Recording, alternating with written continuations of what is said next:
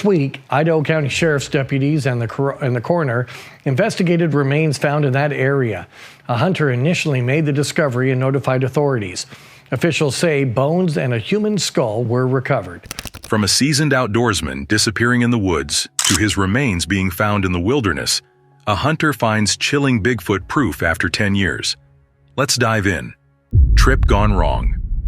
In the fall of 2010, Todd Hofflander, a 39-year-old seasoned outdoorsman, set out on what he thought would be a routine hunting trip in the Sawtooth wilderness of Idaho. He was accompanied by his close friend Jeff and his loyal black Labrador Ruby. Todd was no stranger to the wilderness. He had spent years exploring the great outdoors, always well prepared for his adventures.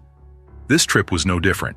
He packed his gear, including a .357 Magnum revolver for protection, camping supplies, and enough food to last several days. He was ready for anything. At least that's what he thought. Their destination was Seven Devils Mountain, a rugged and imposing peak known for its tough terrain and steep slopes. It was prime hunting season for black-tailed deer, and Todd and Jeff were eager to bag a trophy buck while enjoying the breathtaking views of Hell's Canyon, one of the deepest gorges in North America. The plan was simple: a 4-day trek filled with adventure and the thrill of the hunt. However, as the days passed, the wilderness proved to be unpredictable. By the 3rd day of their trip, Todd began to experience severe knee pain. The ache slowed their progress, and concerns grew about whether they could complete their journey on time. Jeff, trying to make the best of the situation, suggested they rest in a flat area where Todd could recover while he continued toward their destination. Well, we begin tonight with news out of Idaho County. Remains of a man who went missing in the Riggins area 10 years ago have been found. In September of 2010, Todd Hofflander was reported missing. One of his last known locations was in the area of Bernard Creek. Jeff promised to return later, and to ensure Todd's safety, he even called his father, Steve, to join him for the return leg of the trip. The plan seemed sound enough. Todd would stay put, resting and healing, while Jeff and Steve completed the trek and returned to pick him up. However, when Jeff and Steve returned to the meeting spot, Todd was gone. There was no sign of him, no tracks, no note, and no indication of where he might have gone.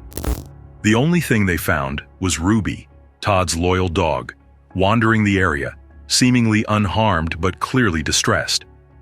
What should have been a short detour turned into the beginning of a decade-long mystery.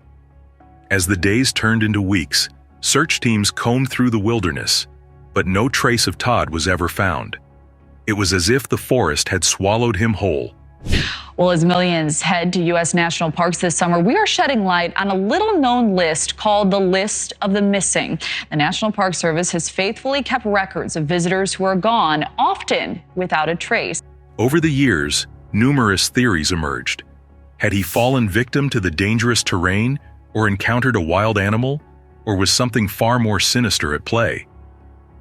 Worried about his safety, Jeff wasted no time reporting Todd's disappearance to the authorities. The response was immediate. The police launched a massive search operation across the sprawling Sawtooth wilderness. Helicopters buzzed overhead, scanning the rugged terrain, while highly trained search dogs combed the forest floor. Search teams ventured deep into the steep valleys, navigating dangerous cliffs and dense thickets, but no trace of Todd was found. Not a footprint, not a clue. He had simply vanished into thin air. As the search stretched on with no leads, suspicions began to arise. The sheriff's office called Jeff in for questioning, hoping to shed some light on what had happened.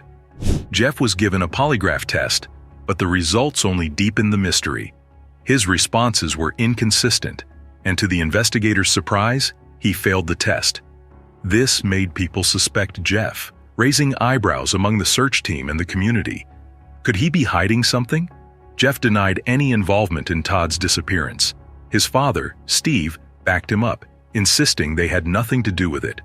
In a fit of rage, Steve stormed into the police station, demanding answers and questioning why they were wasting time accusing his son. Todd needed help, and they were looking in the wrong place. His frustration was evident, but it wasn't enough to shake the growing doubts about Jeff's role in the tragedy. Meanwhile, the investigation turned to Todd's family. The sheriff interviewed Todd's wife, Julie, hoping for any insight that might steer the search in a new direction. What she shared only complicated matters further. She painted an unsettling picture of Jeff, describing him as unreliable, hot-headed, and even aggressive at times. Julie revealed that Jeff often teased Todd, poking fun at him in ways that bordered on cruelty. He had a history of breaking promises and even mistreating his own pet dog.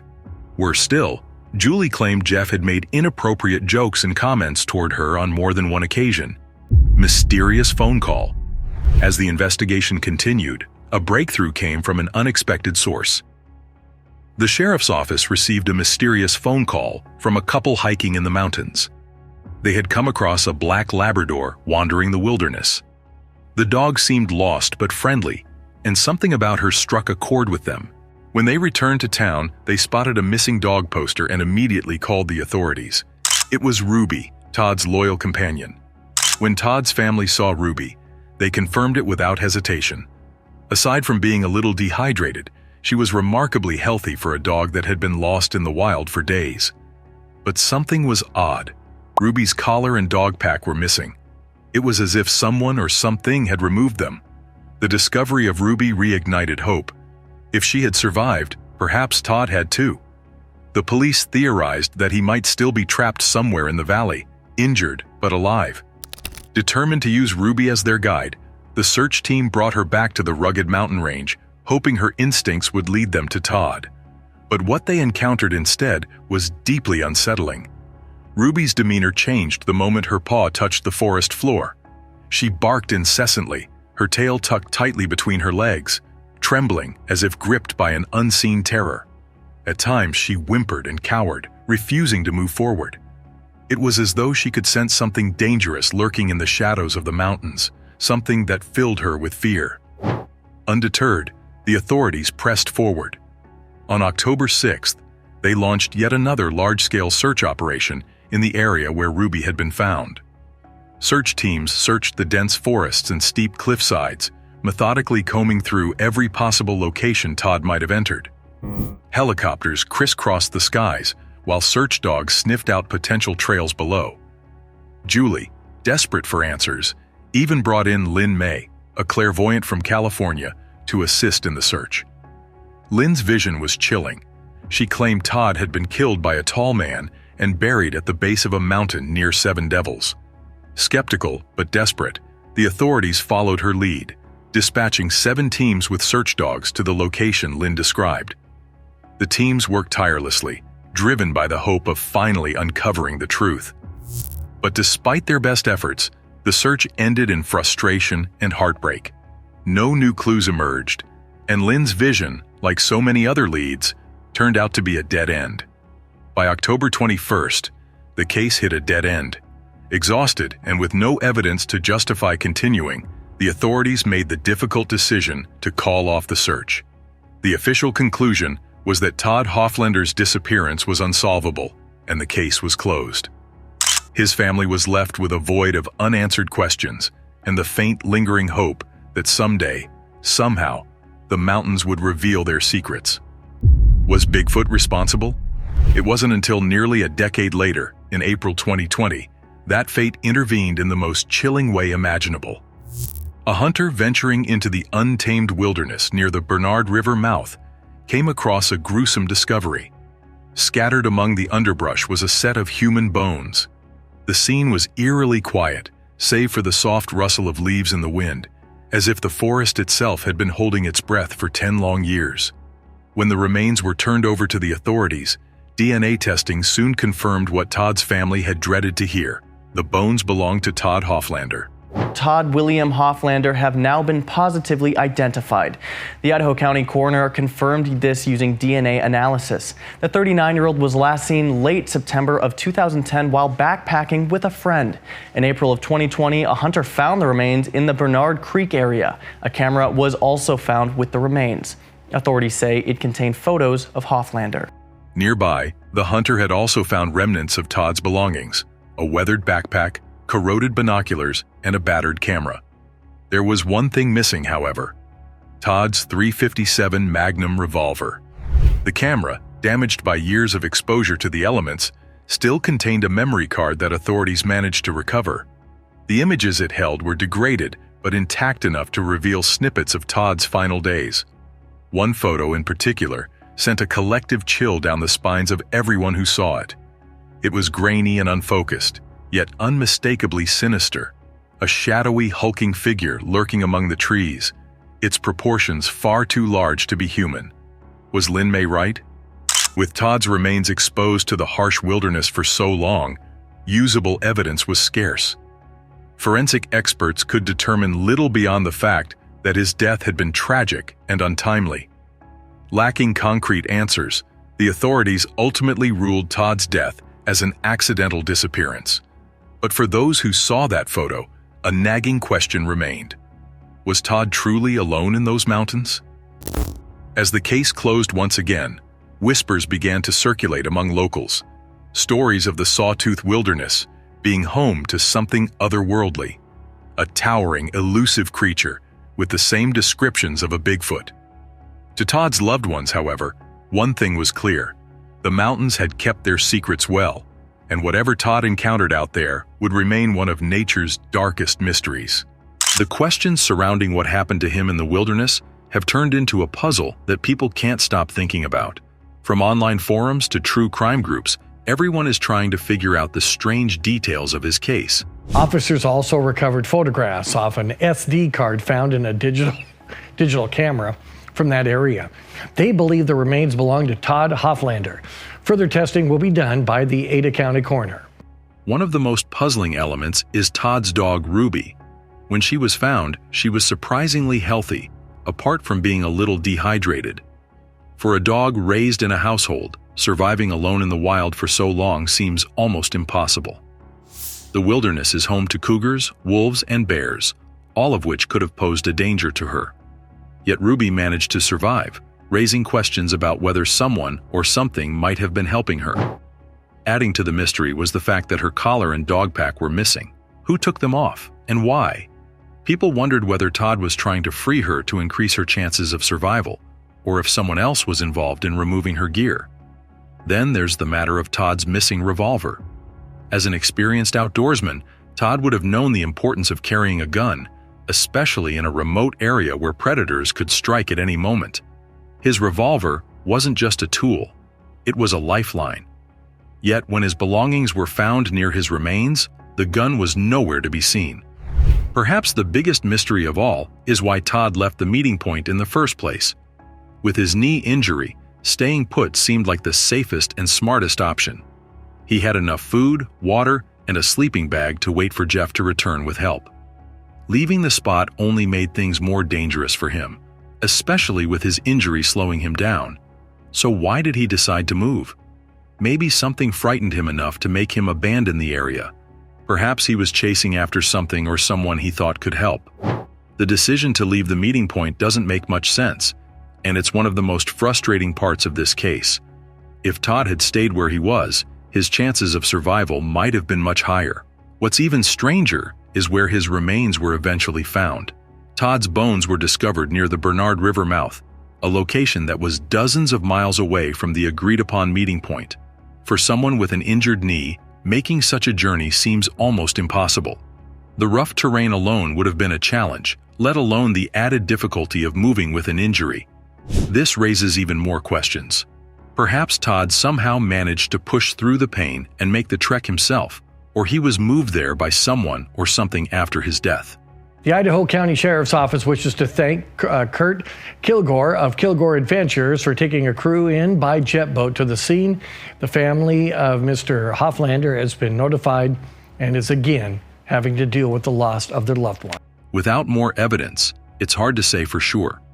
The sheer distance between where he was last seen and where his remains were found is a puzzling detail that continues to confuse investigators. These unanswered questions have kept Todd Hofflander's case alive in people's minds long after the official investigation came to a close. Yeti attacks village. Something strange began happening in Alaska. Mysterious disappearances and horrifying deaths created a chilling atmosphere. Whispers of a strange creature circulated through the land, and the fear it caused became so intense that an entire Alaskan village was abandoned. Portlock, once a thriving settlement, was left to crumble into a ghost town. But what made Portlock so terrifying?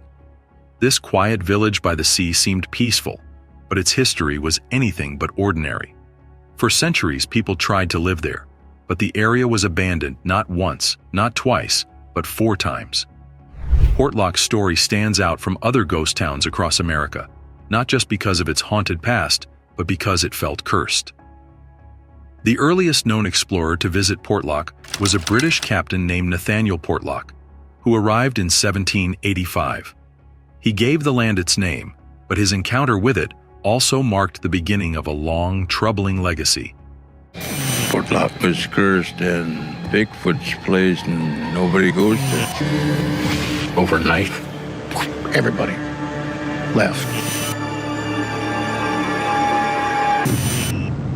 But then people started to disappear. Just gone. When Portlock's crew arrived, they discovered signs of an old native village. People had clearly lived there before, but for reasons unknown to anybody, they had all vanished. It was puzzling because the area had everything needed for survival: an abundance of animals, fish, and resources to sustain life. Despite this mystery, Portlock's crew decided to stay and establish their settlement. But then, things took a dark turn. Crew members began falling ill, and it wasn't just physical sickness. They experienced overwhelming fear and an eerie sense of dread that seemed to weigh heavily on everyone. Even the strongest among them were overcome by terror. Desperate and weakened, the crew urged Portlock to leave, and reluctantly, he agreed. They abandoned the land, leaving its secrets behind. As scary and strange as their stay was, they were not the first outsiders to experience these strange occurrences. 6 years before Portlock's arrival, a group of Spanish explorers also attempted to settle in the area. Like Portlock's crew, they found it strange that such a rich and bountiful land had been deserted by its original inhabitants. It didn't take long for the Spanish to understand why. They too were attacked by the same strange illness and unshakable fear. Worse yet, they began hearing unsettling cries echoing from the dense forests surrounding their camp. The sounds grew closer each night, filling the crew with dread. One by one, the explorers gave in to their fear and sickness, leaving them no choice but to flee the area. For generations, stories of Portlock's strange phenomena have kept people away. Whether it was the mysterious illness, the chilling cries in the forest, or the whispers of a creature haunting the land, both Portlock and the Spanish crews had faced harsh environments and unforgiving climates before. But something about this land was different. The air in Portlock carried a sense of unease that neither determination nor experience could withstand. One explanation pointed to infrasound, a low-frequency sound wave produced by certain mammals. Though inaudible to human ears, its effects are deeply unsettling. Infrasound can cause nausea, dizziness, and a powerful sense of unease. Predators like tigers are known to use infrasound to freeze their prey, and sperm whales use it to terrify their targets into stillness. If infrasound were behind the strange events at Portlock, perhaps it was emitted by a hidden predator in the dense forests, driving away intruders. Yet, despite such theories, the true source of this menace remained a mystery. Those who dared to return would soon face even greater horrors. For over 80 years, Portlock was left abandoned. Then, in 1867, a group of nomadic Sugpiaq natives decided to settle there.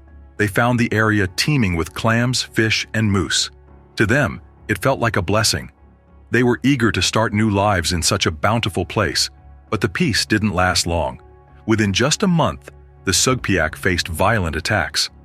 These weren't the familiar raids from rival tribes. The villagers claimed their attackers were something much worse: cannibal giants.